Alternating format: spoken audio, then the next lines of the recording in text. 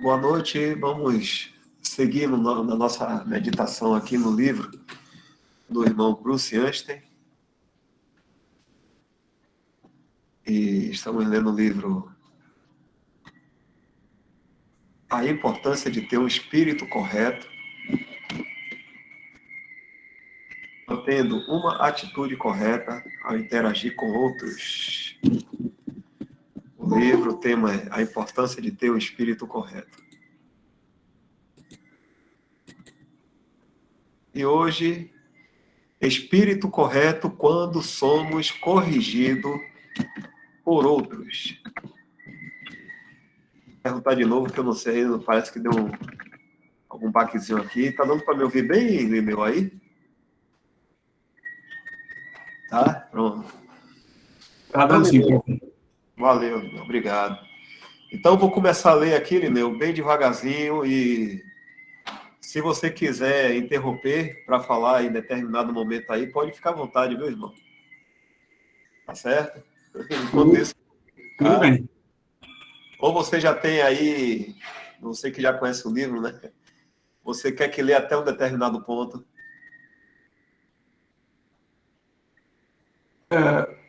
Pode ir lendo, se tiver alguma dúvida que alguém queira perguntar, a gente interrompe, ou alguma coisa esclarecente, pode, a gente para e depois continua de onde parou, né? Certo. Deixa eu ver aqui. Ele é pequenininho, né? Essa parte aqui. Então vamos lá. Espírito correto quando somos corrigidos por outros. Gálatas, capítulo 6, versículo 18. Vamos agora para Gálatas, capítulo 6, versículo 18. A graça de nosso Senhor Jesus Cristo seja, irmãos, com o vosso espírito. Aqui temos a mesma palavra de advertência dada aos Gálatas, mas é por uma razão totalmente diferente.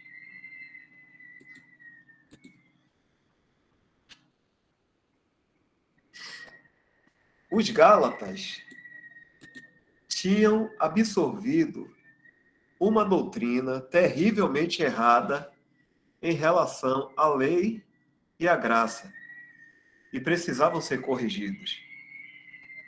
O apóstolo Paulo escreveu para corrigir o erro deles e, antes de terminar sua epístola, lhes deu esta palavra necessária, que é essa aqui que a gente viu aqui em cima.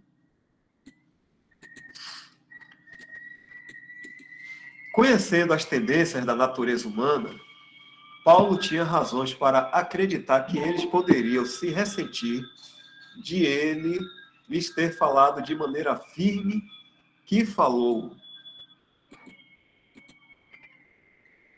Então, em graça, encerrou com esta palavra de advertência.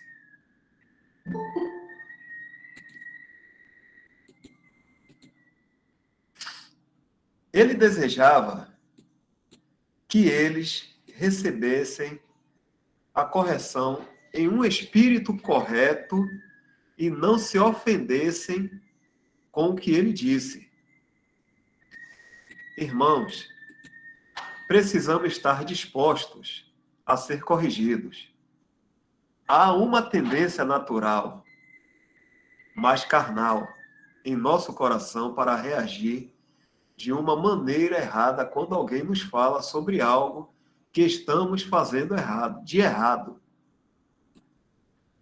Podemos abrigar sentimentos de ressentimento.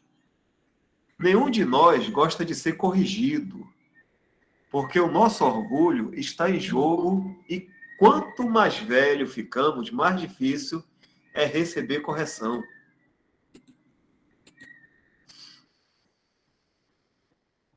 Queridos irmãos mais jovens, isso significa que o momento de aprender a verdade é agora, quando você é jovem.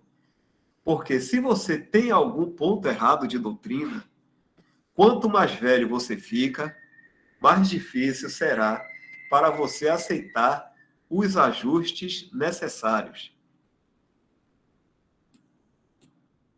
Este não deveria ser o caso, porque à medida que amadurecemos na família de Deus, deveríamos ser mais brandos, mas geralmente não é o caso. Eu costumava dizer, você simplesmente não pode corrigir alguém que tem mais de 50 anos de idade. Observe que eu disse, eu costumava dizer isso. Eu tenho mais de 50 anos agora de idade. Observe que eu disse. Opa, irmão, desculpa aqui. Eu tenho mais de 50 anos de idade. Eu tenho mais de 50 anos agora. E eu sei o quão difícil é. Ele repetiu essa frase aqui, não foi? Eu costumava dizer isso. Hoje ele tem mais de 50 anos. Ele costumava dizer que você não tinha nada para ensinar para alguém que tinha mais de 50 anos. E hoje que ele tem 50, ele sabe que o quão difícil é você aceitar que está errado. Obrigado, irmão. Eu vi ele repetir essa frase aqui, né? Eu até achei que eu tinha falado de novo em cima. Aqui. Um velho pregador, há muito tempo, orou antes de dar seu sermão. Senhor, ajude-me a falar corretamente na primeira vez, porque tu sabes como é difícil para mim admitir que estou errado. Irmãos, aquele velho pregador não é o único que tem essa dificuldade. Eu acho que você sabe o que quero dizer. As 3 palavras mais difíceis de se dizer em cada língua no mundo, se é alemão, ou chinês, ou russo, etc., eu estava errado. Tenho dificuldade em dizer isso à minha mulher. Se eu tenho dificuldade em dizer isso a ela, como vou dizer isso aos meus irmãos? Que o Senhor nos ajude a todos com isso. Vontade de mim. Só essa primeira parte, ele, lembrando que ele tinha falado nas outras 2 vezes que esse versículo, a graça de nosso Senhor Jesus Cristo seja, irmãos, com o vosso espírito, ele tinha conectado com outras situações, em cada carta onde ele escreveu isso é uma situação. Então, o espírito correto, num dia de testemunho em ruínas, que é 2 Timóteo, ele fala isso, porque em 2 Timóteo, quando fala da grande casa e tal. Então, ele fala no final da carta sobre esse versículo, ele fala, o Senhor Jesus Cristo seja com o teu espírito, porque a dificuldade de um testemunho durante o período de ruína, né? Na segunda vez que ele vai falar sobre isso, é o espírito correto nas situações de tensão na Assembleia. E é Filipenses 4:23, que ele fala esse mesmo versículo. Era quando tinha 2 irmãs que discordavam em algum assunto que não é dito, e no final isso poderia ser a causa de uma divisão na Assembleia. Então tinha que se ter um espírito correto para não deixar isso acontecer. Agora, em Gálatas, qual era o problema dos Gálatas? O problema dos Gálatas é que eles estavam sendo assediados por mestres judaizantes e estavam sendo ensinados e aceitando o ensino de que para ser salvo era necessário se circuncidar e guardar a lei. Então, eles estavam misturando graça com lei. E nós sabemos que lei e graça não tem jeito de misturar as 2 coisas. Se você tem graça, não há lei, a lei de espírito de vida. E se tem a lei, não existe graça, a lei condena, ela não dá nenhum recurso para o homem, né? Então, nesse sentido aqui, ele está falando, nós temos que ter um espírito correto quando somos corrigidos por alguém, porque constantemente nós temos que ser corrigidos, isso é uma coisa que todo mundo sabe. Vez por outra, sai alguma coisa, você fala alguma coisa que não é perfeitamente correto, não está de acordo, e o irmão pode falar, irmãos, você falou, está errado e tal. E é difícil receber isso, porque quando nós ouvimos isso mexe um pouco com o nosso brio, né? Puxa, mas estou sendo corrigido, que vergonha, ou qualquer coisa desse tipo. Então, o irmão está falando, não, se há um período que você tem que aprender mesmo, é quando está mais jovem, porque depois de mais idoso, é ao contrário do que se pensa, que uma pessoa há muito tempo, né, com a palavra, estando na sã doutrina, tudo, já não tem mais dúvida nenhuma, já não precisa ser corrigido em nada, já sabe tudo. Aí é que se engana, porque também acontece, mais ou menos é o que ele falou aqui. Ele costumava dizer que nenhum homem precisava ser, depois dos 50 anos, ser corrigido, porque ele achava que com 50 anos já estaria sabendo tudo, né? Hoje ele tinha passado já dos 50, hoje ele está com muito mais de 50, né? E ele sabe o quão é difícil ser corrigido. E eu mesmo tenho o meu 70 aqui, e quando alguém fala, você falou um negócio na live, tá, eu vi que foi alguma coisa errada, é difícil, mexe com o brilho da gente, não. Mas isso é carnal, isso não vem de um espírito correto. Então, é necessário ter um espírito correto. E em todos os trechos que nós já estudamos nesse aqui agora, ele vai trazer um exemplo de alguma pessoa no Velho Testamento que apresentou um espírito correto.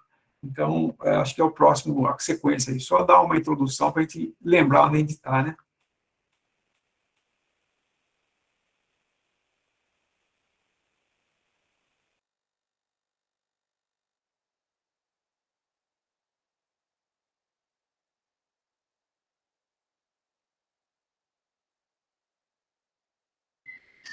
É Ruth então, né, irmão?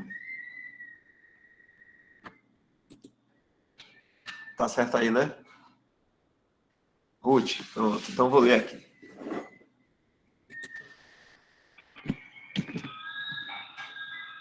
Ruth. A pessoa no Velho Testamento que ilustra de uma bela maneira um espírito correto ao ser corrigida é Ruth.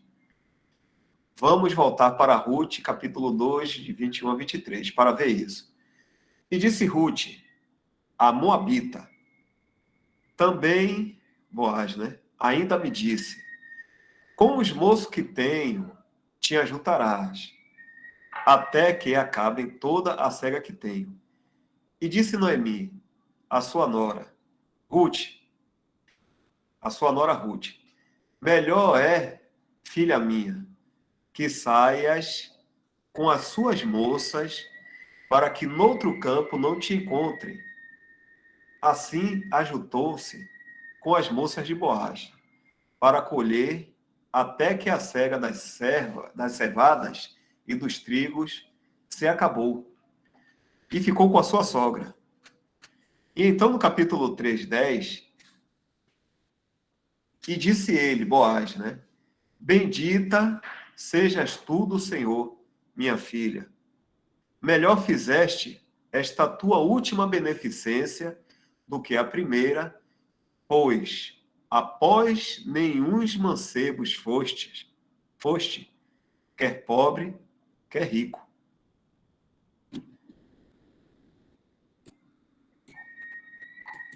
No versículo 8 do capítulo 2, Boaz tinha dito a Ruth para ficar próxima de suas donzelas durante a colheita. Ela estava muito feliz e animada ao saber do favor dele em relação a ela. E quando chegou em casa, disse à sua sogra o que tinha acontecido. Ela disse que Boaz queria que ela ficasse junto com os rapazes, o que, de alguma forma, em sua excitação, ela havia se enganado. Ele nunca disse isso a ela. Garotas que gostam de correr atrás de rapazes podem gostar dessa palavra, mas Ruth estava enganada. Naomi, que agora estava restaurada, teve o discernimento de saber que ele não teria dito isso a ela e corrige o mal-entendido de Ruth. Ela diz a ela para ficar entre as moças de Boaz, e assim Ruth fez. Mais tarde, a coisa que Boaz notou e apreciou sobre ela foi que ela não correu atrás dos jovens. Não é isto bonito? Ela aceitou o ajuste e a correção em um espírito correto, e Deus trabalhou as coisas em sua vida para que ela colhesse o benefício. Irmãos, podemos aceitar a correção? Se você pode, você vai obter bênção disso. Eu tenho uma grande admiração por aqueles que podem dizer que estão errados, porque eu sei como é difícil fazê-lo. Às vezes, Deus nos permitirá sermos corrigidos por uma pessoa que previamente já teve esse mesmo espírito. Talvez pensemos que ele não tem o direito de falar conosco, porque ele mesmo falhou nessa mesma coisa. Mas ele pode muito bem ser aquele que Deus vai usar para expor a nossa má atitude. Independentemente de por quem vem a correção, precisamos da graça para aceitá-la e se beneficiar com isso. Nós todos frequentemente ofendemos. Tiago 3, versículo 2, John Nelson Darby. E precisamos de correção às vezes. E se a confissão do nosso erro for necessária, deve ser franca, real e completa. Você não quer ser como o homem que veio e confessou que tinha roubado alguns metros de corda, mas esqueceu de dizer que havia um cavalo preso a outra extremidade. Essa história de Ruth, não sei se todos os irmãos estão familiarizados com ela, mas Ruth havia vindo da terra em que eles habitavam, tinha vindo para onde Boaz era o que era o dono da região ali, né? Ele tinha toda aquela plantação e tal.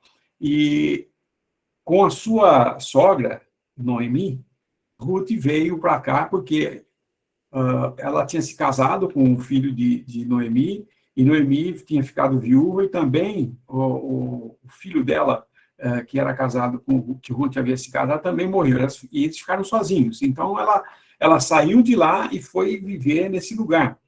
E chegando lá, esse Boaz achou graça, entendeu, se agradou de Ruth, mas no sentido positivo, não apenas de atração ou qualquer coisa.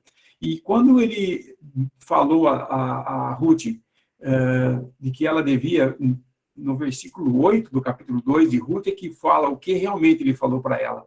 Ele fala, então disse Boaz a Ruth, não ouves, filha minha, não vás colher a outro campo, nem tampouco passes daqui, porém aqui te ajuntarás com as minhas moças. Aí no versículo 9 fala, os teus olhos estarão atentos no campo se cegarem, e irás após elas. Não dei ordem aos moços que não toquem. Tendo tu sede, vai aos vasos e bebe do que os moços tirarem. Boaz tinha dito a ela, para ela não sair do campo que era deles e ficar com as moças. E aí ele dá a instrução de que ela deveria ficar ali no campo, enquanto estivesse fazendo a cega, que é a colheita, né? Enquanto estivesse colhendo, que ele fosse ela fosse junto com as moças. Ruth fosse com as moças, porque ele tinha dado ordem aos moços para não tocar nela, porque ele respeitava a Ruth. E se tivesse sede, ela podia tomar a água que eles tinham tirado do poço. Mas isso não queria dizer que ele estava dizendo, porque ela podia ficar com os moços. Ela não podia sair do terreno onde era dele, da área onde ela ia trabalhar, e não devia ficar com os moços, mas com as moças.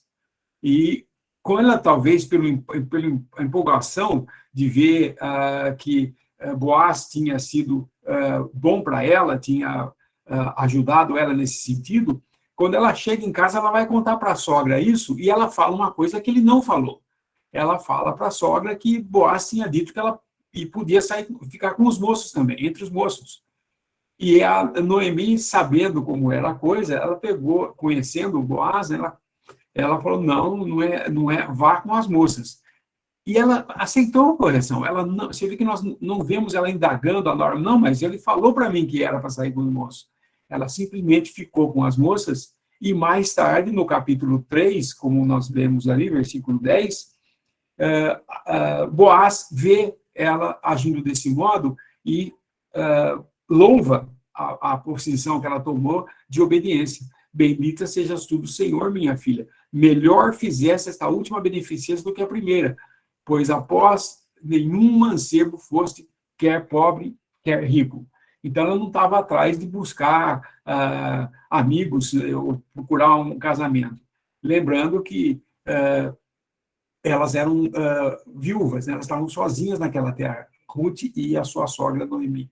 Então, ela é um exemplo de alguém que foi corrigido, aceitou a correção em submissão e humildade, reconhecendo que ela devia talvez ter entendido na empolgação do momento, né, de ter recebido uma bênção assim do seu Senhor.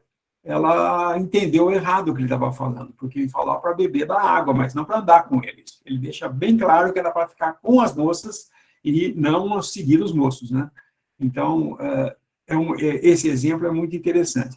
Muitas vezes na Assembleia, nós ouvimos uma coisa e agimos por aquilo que ouvimos, mas entendemos um pouquinho distorcido, talvez porque nossa mente tivesse empolgada com alguma coisa ou tivesse algum outro interesse, e quando somos chamados a atenção de que, olha, isso que você está fazendo não está correto, dependendo do espírito com que nós recebemos, nós vamos aceitando, vamos aprender mais do Senhor.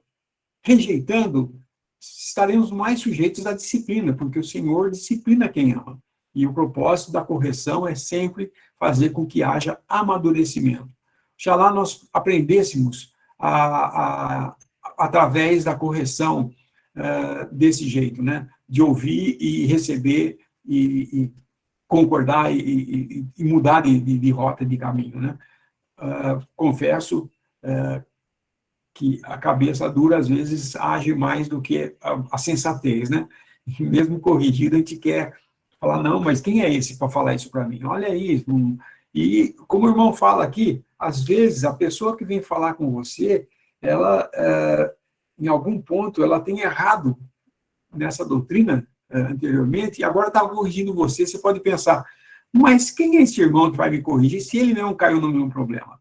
Entendam que ser corrigido por alguém não quer dizer que aquele que está trazendo a correção tenha que ser perfeito, que nunca tenha cometido isso. Do contrário, ninguém ensinaria ninguém, porque todos nós, frequentemente, ofendemos, como diz Tiago 3,2. Então, alguém que expõe a nossa atitude errada, mesmo que você saiba que ele, no passado, tenha feito isso, deve ser recebido com mais atenção ainda, porque ele passou por isso e sabe como é o resultado de não aceitar a correção. Então, o espírito correto, quando formos corrigidos, é importante. Então, aí cabe a graça de nosso Senhor Jesus Cristo, seja, irmãos, com o vosso espírito. Lembrem-se, irmãos, tudo na nossa vida como cristãos é a graça de Deus. A graça e misericórdia de Deus que nos mantém. Por graça somos salvos, por graça somos mantidos, por graça vamos ser levados daqui e estaremos para sempre com Ele. Só vou mostrar esse versículo de Tiago, viu, irmãos?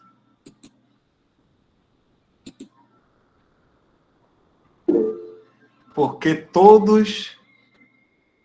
Vou ler aqui do parágrafo. Meus irmãos, muitos de vós não sejam mestres, sabendo que receberemos mais duro juízo. Porque todos tropeçamos em muitas coisas. Se alguém não tropeça em palavra, o tal varão é perfeito e poderoso para também refrear todo o corpo.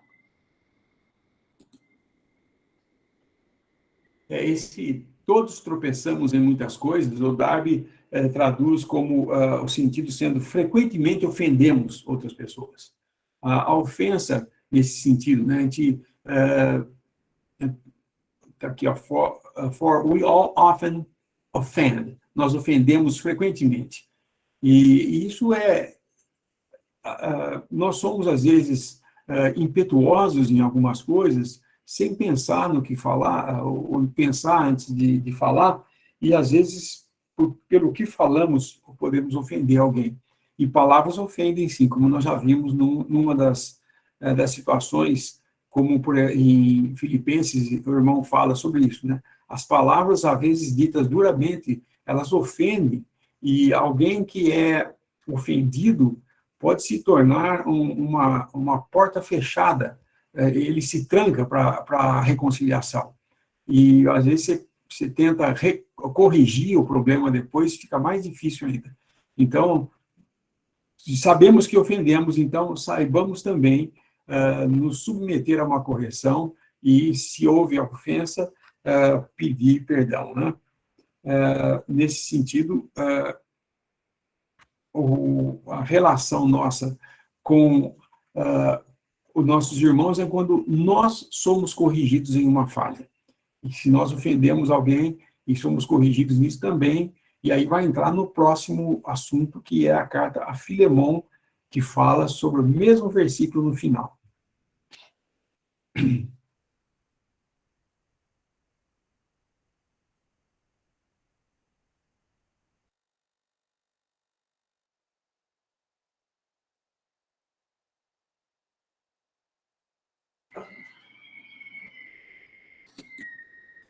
Um espírito certo em relação àqueles que nos ofenderam.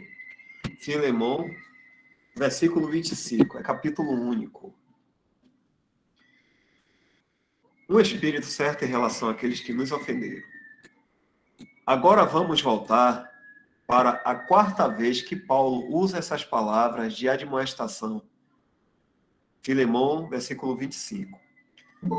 A graça de nosso Senhor Jesus Cristo seja com o vosso espírito. O contexto aqui é diferente novamente. Tem a ver com receber e perdoar uma pessoa arrependida. Foi o caso em que havia um homem, Onésimo, que tinha ofendido seu mestre Filemão e tinha fugido, e agora ele estava arrependido e retornava. Ele precisava ser perdoado e recebido de volta de uma maneira correta. Onésimo tinha realmente injustiçado Filemão e Paulo estava com medo de que Filemão não fosse manter um espírito adequado de perdão para ele. Então, ele deu-lhe esta palavra necessária de admoestação. Isso é algo que também precisamos, um espírito indulgente para com todos os que nos ofendem. Deus está no processo de restaurar as pessoas e trazê-las de volta para o lugar onde deveriam estar, entre seu povo, e precisamos ter o espírito correto e recebê-las. É desnecessário dizer que houve ocasiões em que a pessoa voltou e certos irmãos não tiveram um espírito correto para com ela. Deus não pode estar contente conosco quando agimos assim. Precisamos ter o espírito de graça de que Paulo fala aqui e perdoar de coração a pessoa. A coisa triste sobre o perdão fraterno é que podemos pensar que temos um espírito indulgente para com alguém quando realmente não temos. Nosso coração é tão enganoso é o coração mais do que todas as coisas, e perverso, quem o conhecerá? Jeremias 17, versículo 9. Podemos dizer que está tudo certo e que perdoamos a pessoa. Mas certas coisas que se seguem deixam claro que não temos perdoado. O Sr. Clark costumava dizer que enterramos o machado, mas ainda seguramos o cabo. Algumas pessoas não abrem mão. Eles têm muita dificuldade em perdoar alguém que os ofendeu. Nós os ouvimos dizer: eu posso perdoar, mas não posso esquecer. Mas o que eles estão realmente dizendo é: eu não vou perdoar. Você sabe que, nesse caso, poderíamos estar indo na direção de alguma disciplina do Senhor, porque ele não ficará satisfeito com esse tipo de atitude.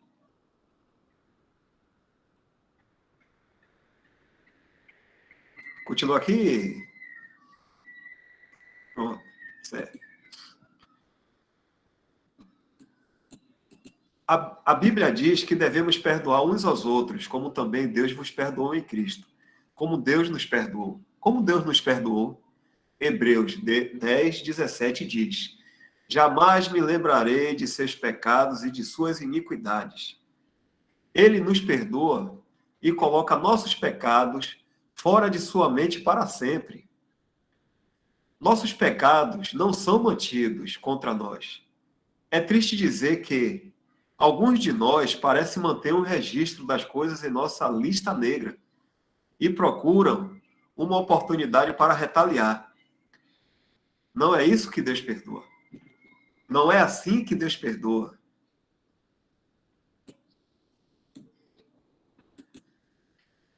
Vamos voltar para Mateus 18, versículo 21 a 35, para ver o que o Senhor tem a dizer sobre um espírito implacável. Então Pedro, aproximando-se dele, disse: Senhor, até quantas vezes pecará meu irmão contra mim e eu lhe perdoarei? Até 7? Jesus lhe disse: não te digo que até 7, mas até 70 vezes 7. Por isso o reino dos céus pode comparar-se a um certo rei que quis fazer contas com os seus servos. E começando a fazer contas, foi-lhe apresentado um que lhe devia 10.000 talentos. E, não tendo ele com que pagar, o seu senhor mandou que ele e sua mulher e seus filhos fossem vendidos, com tudo quanto tinha, para que a dívida se lhe pagasse. Então aquele servo, prostrando-se, o reverenciava, dizendo: Senhor, seja generoso para comigo, e tudo te pagarei. Então o senhor daquele servo, movido de íntima compaixão, soltou e perdoou-lhe a dívida. Saindo, porém, aquele servo encontrou um dos seus conservos que lhe devia 100 dinheiros, e lançando mão dele, sufocava-o, dizendo: paga-me o que me deve. Então o seu companheiro, prostrando-se aos seus pés, rogava-lhe, dizendo: seja generoso para comigo, e tudo te pagarei. Ele, porém, não quis, antes foi encerrá-lo na prisão, até que pagasse a dívida. Vendo, pois, os seus conservos o que acontecia, contristaram-se muito, e foram declarar ao seu senhor tudo o que se passara. Então o seu senhor, chamando-o à sua presença, disse-lhe: servo malvado, perdoei-te toda aquela dívida, porque me suplicaste? Não devias tu, igualmente, ter compaixão do teu companheiro, como eu também tive misericórdia de ti? E, indignado, o seu senhor o entregou aos atormentadores, até que pagasse tudo o que devia. Assim vos fará também o meu Pai Celestial. Se do coração não perdoardes, cada um a seu irmão, as suas ofensas. Este é um aviso solene para quem não quer perdoar uma pessoa que o ofendeu. Vemos nesta passagem a interação do perdão governamental e do perdão fraterno. Começa com Pedro perguntando ao Senhor quantas vezes ele deveria perdoar seu irmão. Os rabinos ensinaram que uma pessoa deveria perdoar seu irmão 3 vezes. Pedro estava disposto a ir até 7 vezes. Mas ele queria a opinião do Senhor sobre isso. O Senhor disse: até 70 vezes 7. O que significa que devemos ter perdão ilimitado para com nosso irmão. Isso levou o Senhor a apresentar uma parábola que ilustra o perigo de ter um espírito implacável. Alguns imaginaram que esta parábola ilustra o perdão oferecido no Evangelho, mas não há verdade nisso. A passagem não tem nada a ver com o perdão eterno judicial. Eu aprecio o evangelista que pode encontrar o Evangelho em quase todas as páginas de sua Bíblia. Mas não é disso que se está falando aqui. Estaríamos distorcendo esta passagem para aplicar o Evangelho aqui. Digo isto porque o perdão que este homem recebeu foi revogado. O homem tinha o perdão Mas em seguida, por causa de seu espírito implacável subsequente para com seu servo, companheiro, foi tirado dele. Certamente não acreditamos que nosso perdão eterno possa ser tirado. Se fosse assim, então estamos dizendo que uma pessoa poderia ser salva e depois se perder novamente. Deus não salva uma pessoa, então, por causa do seu mau comportamento, tira a sua salvação. Além disso, o Senhor do servo perverso fala da possibilidade de ele sair da prisão, se e quando tiver pagado tudo. Poderia levar algum tempo, mas havia uma possibilidade disso. Certamente, não há ninguém aqui que acredite que é possível sair de uma eternidade perdida. Não, o Evangelho não é o assunto aqui.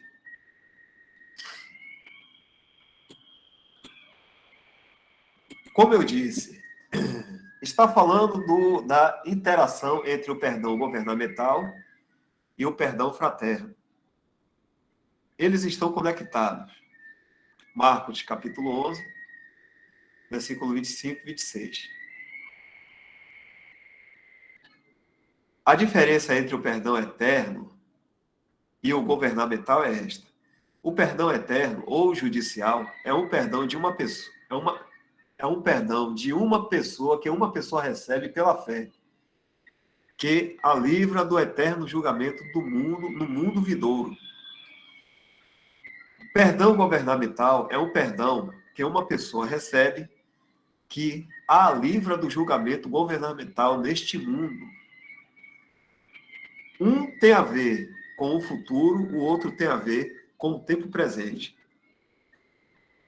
O perdão governamental tem a ver com os caminhos de Deus com seus filhos. Se tivermos uma má atitude ou um espírito implacável, nosso Pai pode nos entregar aos atormentadores para corrigir nosso espírito em relação àqueles que nos ofenderam. Ele fará com que abramos as mãos e perdoemos de coração todos os que nos ofendem. Agora poderíamos perguntar, em que sentido um cristão seria entregue aos atormentadores? Significa que Deus fará com que esse espírito amargo e implacável que temos governando sobre nós seja levado até a um ponto em que somos atormentados por isso. É um julgamento governamental sobre nós enviado para nos levar ao ponto em que finalmente abriremos mão e perdoaremos o agressor. Quando uma pessoa é entregue aos atormentadores, fica atormentado toda vez que ouve ou vê a pessoa a quem não quer perdoar. Ele continuará a ser atormentado até que desista e realmente perdoe a pessoa que o ofendeu. Irmãos, precisamos ter um espírito correto nisso. Como cristãos, devemos ser capazes de perdoar os outros melhor do que ninguém, tendo recebido um perdão tão grande de nosso próprio Deus. Pensem como Ele tem sido gracioso para conosco em nossa vida por todas as ofensas que fizemos. Quantas vezes fizemos algo errado e o Senhor, em graça, não nos pegou e nos fez pagar por isso? E não podemos perdoar nosso irmão? É inconcebível que tenhamos dificuldade em perdoar alguém. Devemos ser especialistas em administrar perdão aos outros. Continua, irmão? Pode continuar até a hora que for dar o exemplo do Velho Testamento, né? Certo. Vamos aqui. Alguns dirão que não perdoarão a pessoa até que a pessoa se arrependa, porque Lucas, capítulo 17, do versículo 3 a 4, diz isso. Eles usarão este versículo para continuar com um espírito implacável. Diz, olhai por vós mesmos.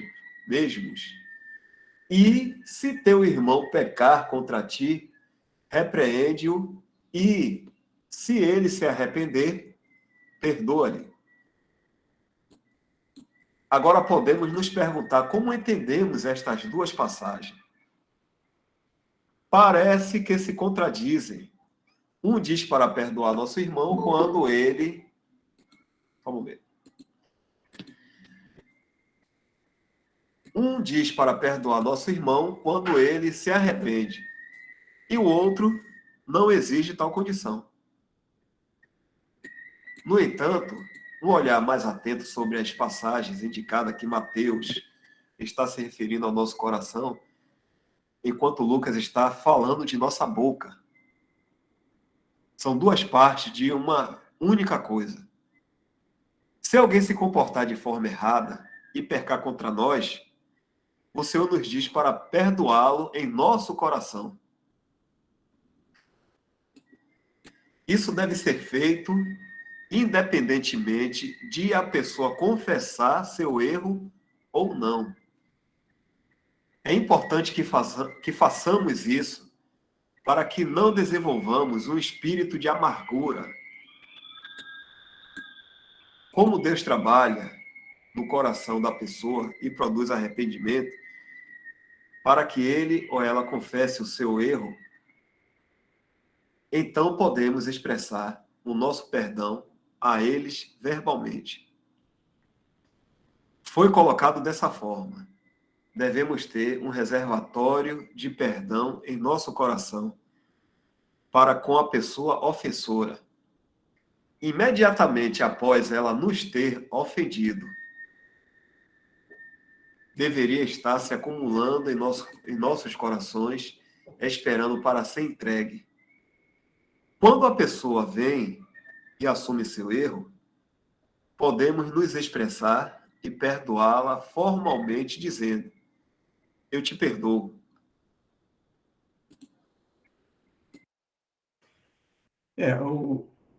Inclusive, essa passagem de Mateus é usada por aqueles que têm a ideia errônea de que um cristão pode perder a salvação. Eles usam aquela passagem. Está vendo? Naquela que o homem foi perdoado e depois não perdoou um que devia para ele, ele foi lançado num tormento. Então, ele tinha sido perdoado dos seus pecados e agora ele estava sendo julgado de novo. Na realidade, o irmão deixou bem claro aqui, mas é bom repetir. Nessa passagem de Mateus, ele está falando de perdoar, no coração perdoar alguém. E aqui é no sentido de ofensa pessoal. Uma pessoa te ofender, você deve perdoar ele. Ele não está falando de pecado judicial, de ofensa judicial. Nós ofendemos a Deus e o nosso destino era ser condenado. Nós somos sujeitos a um juízo por causa do pecado que cometemos contra Deus. Porém, quando nos convertemos, quando nós cremos em Jesus como nosso Salvador, essa dívida que nós tínhamos com Deus, que era uma dívida que ia ser paga com juízo, Jesus levou por nós. Então, nós temos agora diante de Deus o perdão judicial. Ele pôs no esquecimento isso. Não é que Deus esquece como homem, esqueci do pecado, mas qualquer dia eu vou lembrar e vou fazer mais alguma coisa. Não. Ele escolheu não se lembrar mais do nosso pecado, porque ele viu todos os nossos pecados sendo julgados em Cristo Jesus. Isso é uma coisa.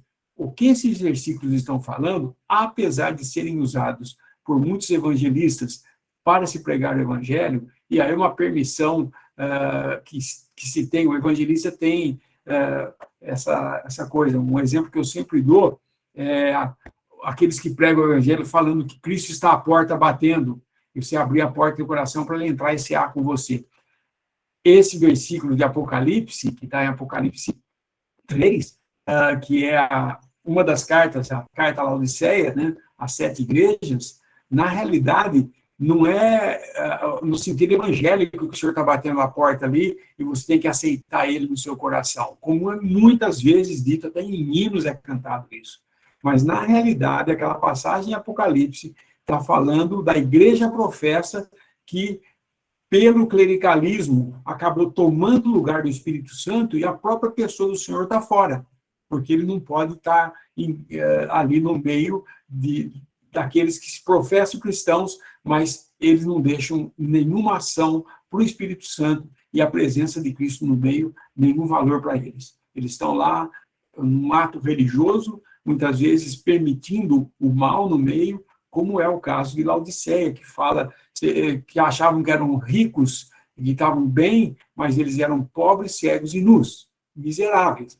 Pobre, cego e nu. Sou enriquecido e nada tenho falta. Mas o senhor fala, só que eu estou do lado de fora batendo.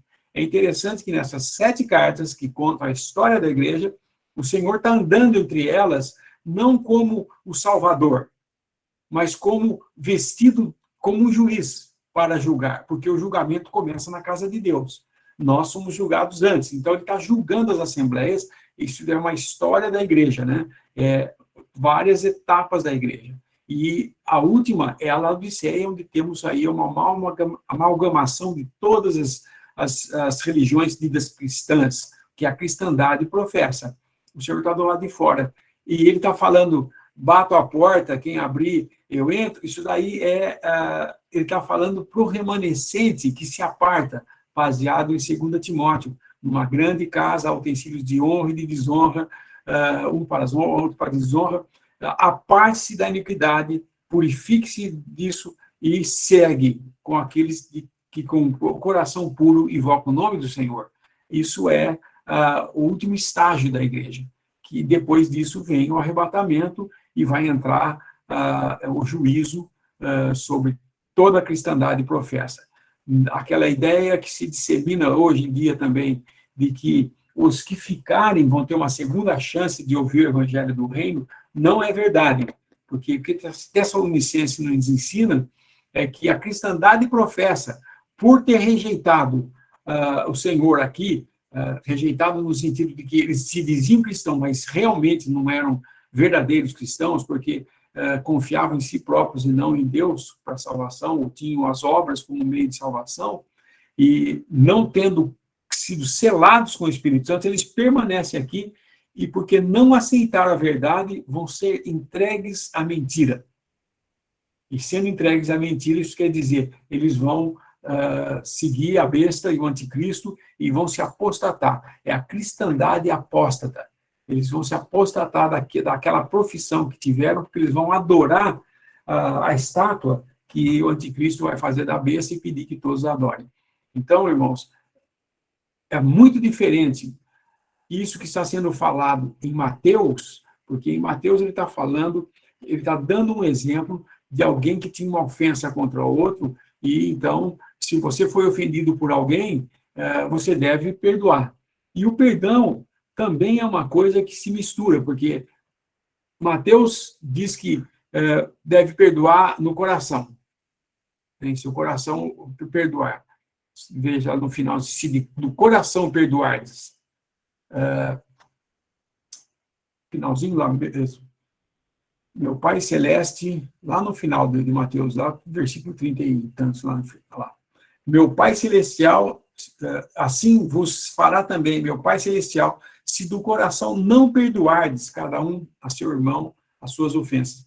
Aqui fala isso, e em Lucas fala que se ele se arrepender, você perdoa. Então ele fala, então, ele tem que pedir perdão. Enquanto ele não pedir perdão, eu não posso perdoar. E não é isso. Se algum irmão pecar contra ti ou te ofender, repreende, e se ele se arrepender, perdoa-lhe. Está vendo? É uma condição. Eu só perdoo se ele se arrepender. E isso não é verdade. O que ocorre, aqui ele está falando daquilo que você, da boca falando, não do coração. Se ele vem e fala que está arrependido, você vai expressar, sim, eu te perdoo. Agora, isso é muito diferente do que Mateus fala. Alguém me ofendeu, no momento que ele me ofende, eu tenho que ter reservado no meu coração esse perdão. E quando ele vier, eu manifestar. Irmão, você já estava perdoado da vez que aconteceu, mas existia um exercício para ele, então ele passou por esse exercício, e agora ele chega e pede perdão. Muitos falam assim, eu perdoo, mas eu nunca vou esquecer o que você fez para mim. Isso, irmãos, também não é perdão. E se você ainda tem no seu coração essa mágoa, lembre-se que em Mateus ele fala primeiro perdoar no coração.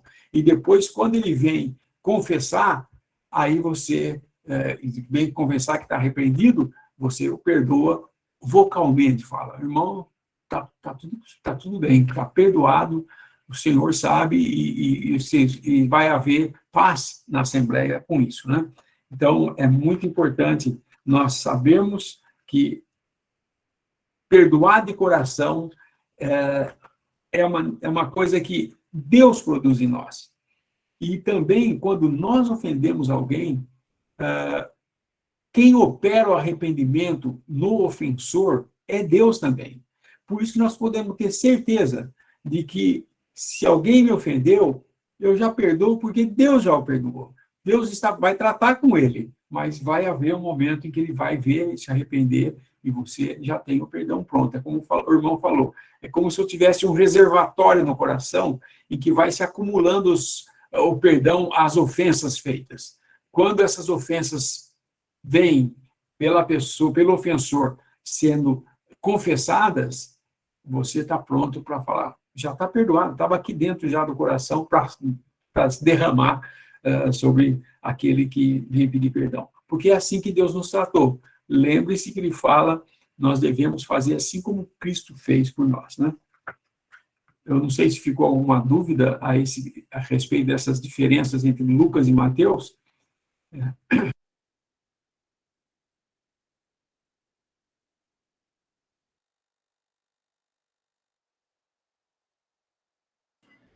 Aproveitar aqui e perguntar às irmãs aí.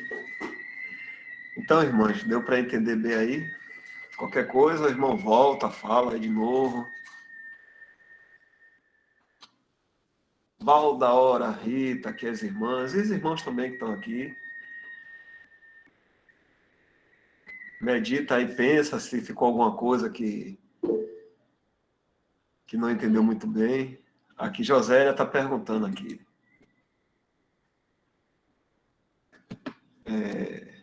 Então devemos perdoar sempre, né, irmão? Porque, deixa eu ver aqui, para que a gente esteja em paz com o nosso Deus, né? A irmã Josélia pergunta aqui. Isso é exatamente, porque quando existe uma ofensa, ofensor, a pessoa que comete a ofensa, ele vai ter que ter, da parte de Deus, uma correção. Mas nós que somos ofendidos, estamos também passando por um vestibularzinho, né, nas mãos de Deus, para o Senhor ver, provar nossos corações também. Então, existe realmente, é uma escola, irmãos, nós estamos numa escola constantemente. Eu falo que a vida do cristão é uma escola durante todo o tempo que nós estivermos aqui no mundo. Nós só vamos ser graduados quando transformados. Na ressurreição, se morrermos antes da vinda do Senhor, seremos ressuscitados, transformados. Aqueles que estiverem vivos serão transformados também, e aí todos nós estaremos graduados, por assim dizer, de diploma na mão. Agora nós estaremos com um corpo imortal, aquilo que é mortal se revestiu de imortalidade, e podemos agora, em corpo, alma e espírito, estar diante de Deus, face a face, gozando da presença dele. Isso é quando nós estivermos lá. Enquanto estamos aqui no mundo, ainda existe esse tabernáculo que é perecível, mortal, sujeito à corruptibilidade, né, como diz na Escritura, e ainda é imperfeito. Então, nós temos que ser frequentemente corrigidos por Deus quando erramos e treinados por Deus a vivermos com nossos irmãos em paz, sabendo que, assim como Cristo nos perdoou, cada um de nós deve ter o mesmo sentimento de perdão para com nossos irmãos. Então, é inconcebível, como ele diz aqui, que algum irmão guarde rancor ou ressentimento por algum irmão que tenha ofendido. Eu sei que muitas vezes a ofensa é grande.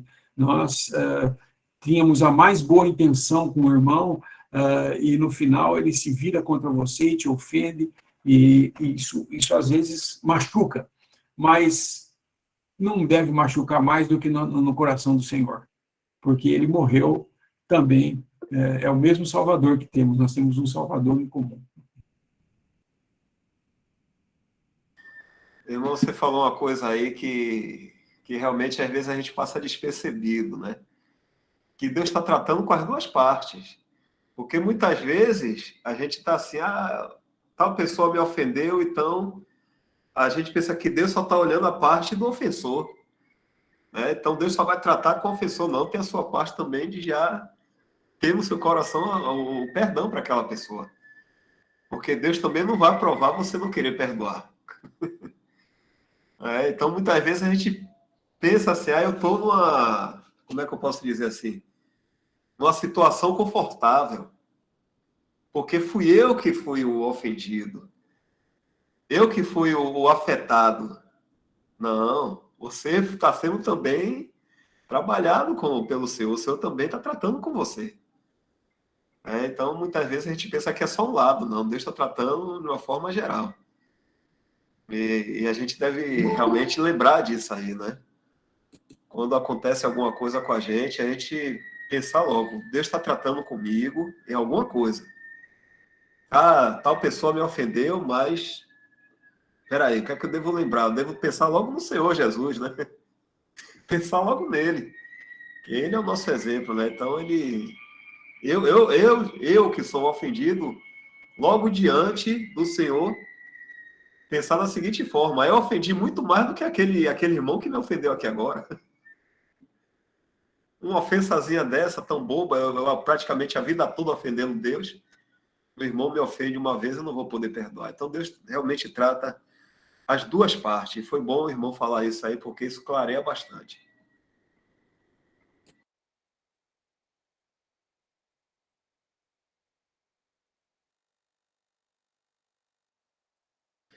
Irmã Lusitânia, pode perguntar, irmã. Não sei se tem mais pergunta aqui. Irmão Dalo, minha pergunta é, inclusive para com os de fora também, não irmãos? Por que eu estou perguntando isso? Porque há alguns dias eu expressei ter passado por uma disciplina do Senhor, né? Eu senti claramente que estava sendo disciplinada. Porque eu, sim, pensava verdadeiramente que após ter me desentendido com uma pessoa próxima de mim, familiar, e me afastado completamente, pensava, assim, ter perdoado, né? Mas quando eu me lembrava daquilo, eu sentia muita angústia, ficava com certo ressentimento, né? E com o passar do tempo, um ano e meio depois, as coisas foram ficando tão apertadas, assim, tão difíceis. O Senhor foi me constrangendo de uma forma que umas 2 noites antes de eu realmente entender que naquele momento eu tinha perdoado, eu não conseguia dormir. Eu acho que essa pessoa não é convertida ao Senhor. Não tenho certeza, né? Não posso afirmar que sim, nem que não. Então, assim, esse perdão também para com os de fora, mesmo dessa forma, a minha pergunta é essa. Sempre em igual nível, tanto para com os irmãos como para com os de fora? Ok, obrigado pela pergunta. É uma pergunta interessante, porque realmente a gente tem esse sentimento, mas eu tenho que perdoar meus irmãos, né? Mas eu pergunto, o Senhor nos perdoou quando a gente estava em que condição? De filho ou de pecadores afastados dele? Certamente é desse modo que nós devemos também perdoar. Mesmo as pessoas que são incrédulas, o Senhor tem amor por eles. E nós fomos salvos enquanto ainda éramos pecadores, não quando éramos gente salvas. O Senhor não nos perdoou as ofensas que nós fizemos só depois de salvos. Ele perdoou enquanto ainda a gente estava nessa situação perante Deus de pecador. Então, o perdão é uma coisa que deve haver. Porém, nós sabemos, nós podemos estender o que Deus é e de achar que nós teríamos que agir do modo como Deus agiu, porque desse modo, então, nós teríamos que condenar os pecadores, porque é o que o Senhor vai fazer. Aquele que morre em seus pecados, não vai haver para ele graça e nada. Mas nesse mundo, no nosso relacionamento, nós devemos ter um coração de perdão para qualquer ofensa de qualquer lado que venha, mesmo dos irmãos. Essa eu acho que dói mais, porque essa você vê que é um irmão ofendendo, né? E às vezes é difícil engolir. Uma coisa que você falou, que demorou alguns dias, aí, semanas, ou para você perceber e tudo mais, realmente, irmão, é um exercício. Eu não estou dizendo que todo mundo vai 1 conseguir ano e fazer meio, isso. irmão. Desculpa interromper o senhor, 1 ano e Uhum. meio. 1 ano e meio. 1 ano e meio, então. Às vezes acontece isso, você fica aguardando isso daí. Aí eu vou dizer para você, acho que na próxima, no que nós vamos ler sobre o exemplo no Velho Testamento, que é Aitofel. Aitofel é um homem que guardou no seu coração um rancor contra Davi por muitos anos. E nunca tratou disso. E nós vamos ver por quê. Aí ele fala uma coisa interessante, nós vamos chegar lá, que nós vamos ler, acho que na próxima agora leitura, se der tempo, né? Senão seria para a semana que vem. Mas esse Aitofel, ele guardou no coração um negócio contra Davi e se tornou, era amigo dele, ele era sogro, aliás, pai de Batseba, né? E ele guardou no coração isso e se comportava como um conselheiro de Davi e um amigo de Davi.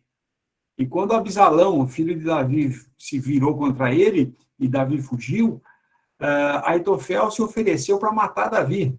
E também ele se virou, foi para o lado de Absalão e lutou contra Davi, porque ele achava que Davi tinha ofendido e nunca tinha recebido o juízo necessário. Mas nós vamos chegar lá. Mas o ponto é raiz de amargura. Esse é o termo que se usa na Bíblia. Ela é falado da raiz de amargura em Hebreus, que a gente não deve deixar nenhuma raiz de amargura brotar entre nós. Nós devemos tratar toda raiz de amargura. Se eu tenho amargura contra alguma ofensa que algum irmão fez, eu devo ir diante de Deus como você fez. Chegou um tempo que você fez isso, você falou, agora eu entendi. E aí você tem paz quando há esse entendimento, que é o Senhor que está ensinando. Às vezes a gente aprende rápido, às vezes a gente é mais lento para aprender, mas certamente Ele nos ensina. E nós, quando entendemos, nós vemos que temos um Pai de amor. Irmão, eu tive tanta paz quando eu pude, porque mesmo eu continuei orando por essa pessoa, mas eu não sentia aquela paz, eu não sei explicar bem, mas eu continuei orando por ela. E com o passar do tempo, mesmo assim, eu não me sentia bem. E eu continuei orando, eu continuei orando, eu continuei orando.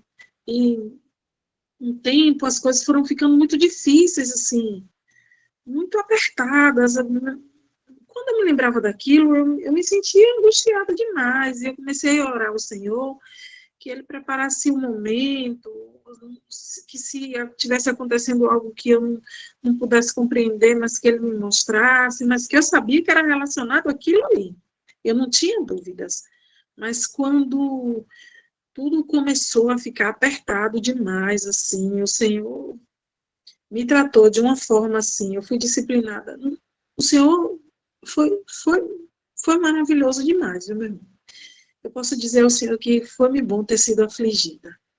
Eu sinto que, como o Senhor falou, 1 ano e meio de raiz de amargura, e assim, o Senhor me tratou demais, não só nesse aspecto, mas em muitos outros. Foi muito bom ter me sido afligida, foi muito bom. Eu já comentei aqui que foi bom ter sido disciplinada, mas eu continuo afirmando que foi um momento maravilhoso. Hoje tem mais ou menos, acho que mais ou menos 10 ou 12 dias, completando 15 dias, e me sinto leve. Eu sinto que hoje minhas orações por essa pessoa, elas já são diferentes. O perdão do Senhor é algo maravilhoso demais. O versículo é em Hebreus, capítulo 12, versículos 14 e 15 fala: segui a paz com todos e a santificação, sem a qual ninguém verá o Senhor, tendo cuidado de que ninguém se prive da graça de Deus e de que nenhuma raiz de amargura brotando vos perturbe, por ela muitos se contaminem. Esse é o problema. A raiz de amargura, ela vai penetrando por baixo do solo, vai crescendo, e quando sai, a coisa a gente vê. E o Senhor cuida, porque no final, quando a gente é exercitado pelo que o Senhor faz para a gente e nos ensina, e veja que você foi a ofendida e não a ofensora, e o Senhor tratou e você aprendeu com essa ofensa. Então, a gente pergunta às vezes, por que essas coisas ocorrem na minha vida? Então, a gente entende por que ele fala em todas as coisas, dai graças. Nós não devemos, sabemos que todas as coisas cooperam para o bem daqueles que amam a Deus. Não é as coisas boas, todas. As coisas boas e as coisas más que possam parecer más para nós na nossa vida, Deus permite para nos ensinar. E se nós somos exercitados por essa disciplina, quer seja nós o causador da disciplina ou outro que nos coloque numa situação dessa, nós sempre aprendemos. E o fruto é sempre de paz com Deus. Porque a gente vai aprendendo nessa escola a confiar que Deus é capaz. Um irmão, meu sogro, sempre falava isso. Sai da frente de Deus e deixa ele fazer as coisas. Não fica interrompendo ou impedindo ele de fazer com as suas ideias. Nós temos que deixar Deus agir. E ele, no seu tempo, quando faz, você vê a mão de Deus é uma mão que está ali para nos ensinar com amor. E o fruto é sempre pacífico. Só isso.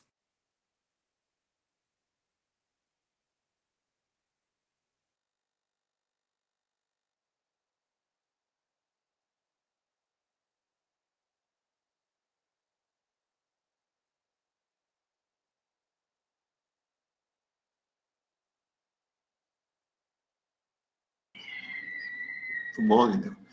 Falando aqui, a Adriana, que esse ditado que você falou aí, seu sogro, né? É uma coisa que surgiu também na minha cabeça. Eu tenho mania de falar isso aí, né?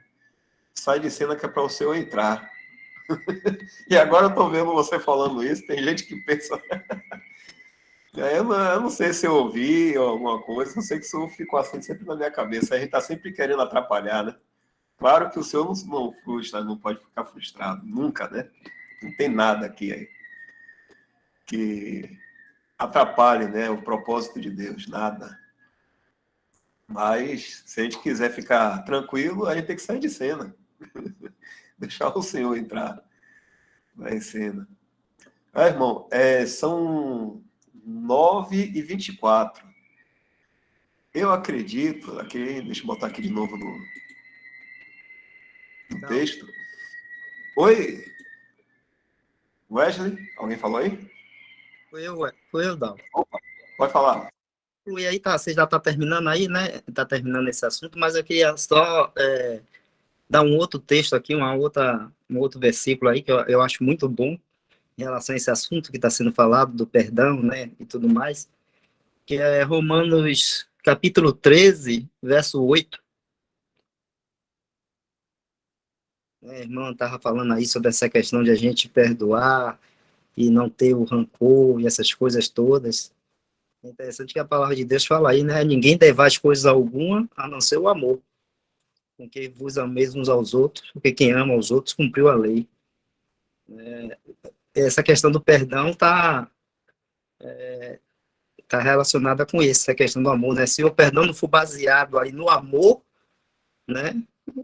Não vai, vamos dizer assim, não vai render um fruto realmente de trazer para o coração da pessoa essa paz que tira o rancor, que tira a mágoa, né? Que tira esses sentimentos aí que realmente não traz paz. Quando a pessoa tem rancor, tem mágoa, quando a pessoa é rancorosa ou está magoada, ela fica sem paz, né? E o amor aí, né? E esse perdão, com esse amor aí, ele vai trazer essa paz aí. E uma coisa, né, que o irmão Teolino falou, né, dessa questão de a gente orar e pedir, buscar de Deus, né, que tira esse rancor, essa mágoa que a gente possa ter. Eu lembro que sempre que a gente pede algo a Deus, né? Tipo assim, os irmãos até às vezes falam, a gente pede paciência, aí Deus vai nos colocar em situações em que a gente vai ter que exercitar a paciência. E eu penso assim, né? Se a gente pede para Deus tirar o rancor do nosso coração, ou a mágoa por alguma coisa, alguma ofensa que nós recebemos de alguém, de um irmão, né? E a gente pede a Deus para tirar o rancor e a mágoa, Deus vai nos colocar em situações em que a gente vai ter que fazer o bem para aquela pessoa, mesmo sem a pessoa não estar nem aí em vir pedir perdão, né? Nos coloca em situações em que a gente está com rancor, está com mágoa daquela pessoa, mas, né, Deus vai nos dar a oportunidade, vamos falar assim, oportunidade de fazer o bem para ela. Pode ser coisas pequenas, né? Alguma coisa pequena, mas ele vai nos dar esse exercício aí, a gente buscando dele que tire, buscando dele que tire o rancor, que tire a mágoa, e ele colocando para nós situações em que a gente vai poder fazer o bem, ou demonstrar esse amor aí para essa pessoa. Eu creio até que a irmã Lusitânia possa, nesse 1 ano e pouco que ela passou aí, ela pode ter tido várias oportunidades de fazer o bem para essa pessoa, sem mesmo essa pessoa nem estar nem aí para a ofensa que ela fez contra a irmã. Mas ela teve várias oportunidades de fazer o bem. E se ela Tive foi, sim, não teve, irmã? exatamente. Parece, eu tive sim. Então, Mas, assim, por vezes, eu fiz e por vezes eu deixei que meu esposo fizesse, assim, eu sei lá, eu quis me afastar, eu me distanciei, eu não queria, eu sentia que aquela aproximação poderia me machucar, eu me afastei, eu me distanciei, e eu isso. fiquei quietinha no meu canto assim, mas as coisas não iam bem de jeito nenhum, mas quando o Senhor começou a me constranger, eu fiquei 2 dias sem dormir. É porque, assim, se a gente tá, perdão, se a gente vai amar, a gente não pode estar pensando em nós mesmos, vai estar pensando no outro. O amor pensa no próximo, né? E o perdão a gente dá ao próximo. A gente não está dando perdão para receber alguma coisa boa para nós. Ou a gente não é esse o amor de Deus, né? Ou a gente está amando para poder receber algo bom. Então, o amor de Deus, que a gente entende, né, que é o amor caridoso, ele dá sem, vamos dizer assim, estar esperando nada em troca. Então, Deus te deu várias oportunidades de você estar fazendo bem para que esse exercício seu de pedir a Ele que tirasse o rancor, a mágoa daquela pessoa, né? Nesse exercício de você fazer o bem para ela, essa mágoa e esse rancor, né, fosse então embora. Eu penso assim. É por isso que a palavra de Deus está falando aí. A ninguém devais coisa alguma, a não ser o amor. Então, pronto, você lança o perdão, você não está devendo nada, você vai dever só o quê para ela? O amor. E é claro que eu estou falando isso porque se tem situações em que a gente tem que perdoar e que são dificílimas, ok? Não, não é igual para todo mundo, porque são situações que muitas vezes mexem com emoções muito fortes, mexem com coisas do seu interior, da sua alma, que são muito fortes, né, que às vezes traz muita tristeza, que traz muita dor, e a gente tem que buscar em Deus, né, para ser tratado, né, nessas coisas, para aí então a gente poder, né, estar dando o perdão sem guardar rancor ou mágoa de quem nos ofendeu. Então, realmente, é um exercício que cada um tem que ter de dependência do Senhor, de buscar o Senhor para ajudar nisso. Porque se a gente for pensar assim, de nós mesmos, a gente não consegue, né? Não consegue, não. Tem situações, tem ofensas que são realmente bem duras e que a gente, na nossa carne, só quer revidar, né? Só quer dar o troco, vamos dizer assim. Mas, se a gente anda por fé, né, e a gente quer fazer aquilo que a palavra de Deus ensina, Então, a gente não vamos ser levados pela nossa emoção, pelo nosso sentimento, vamos ser levados pelo que a palavra de Deus diz. Então, se a palavra de Deus diz daquilo, mas nossa emoção, nosso sentimento está dizendo outra coisa, a gente pede de Deus ajuda para que a gente faça aquilo que a palavra de Deus diz, independente do nosso sentimento ou da nossa emoção. Então é isso aí, só queria falar isso, Dal.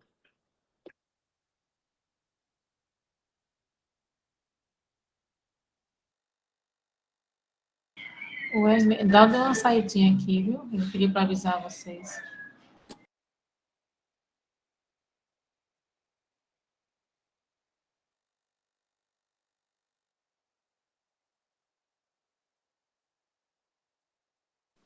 E era ele que estava apresentando aí, Adriana.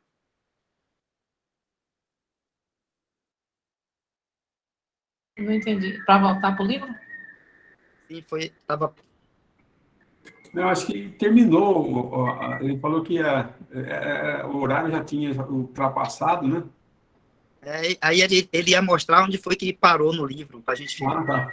E parou no Aitofel. Bota aí, Adriana, no livro para a gente ver a parte que ele falou aí.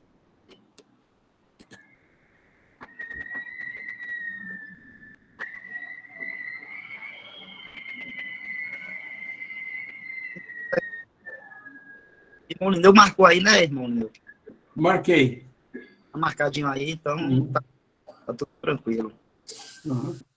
Tem mais uma página só de leitura, aí a semana que vem, se quiserem escolher outra coisa para ler, aí escolhe. A semana que vem termina, né? É. Essa aí, depois parte para alguma outro assunto, não é isso? Isso. Tá Tá certo. bom? Tá.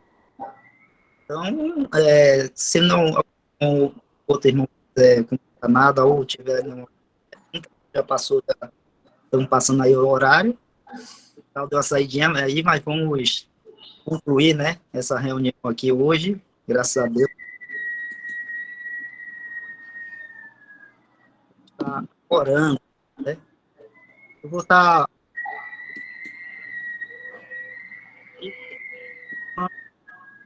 acho que pode parar. Está falhando um pouquinho a sua voz.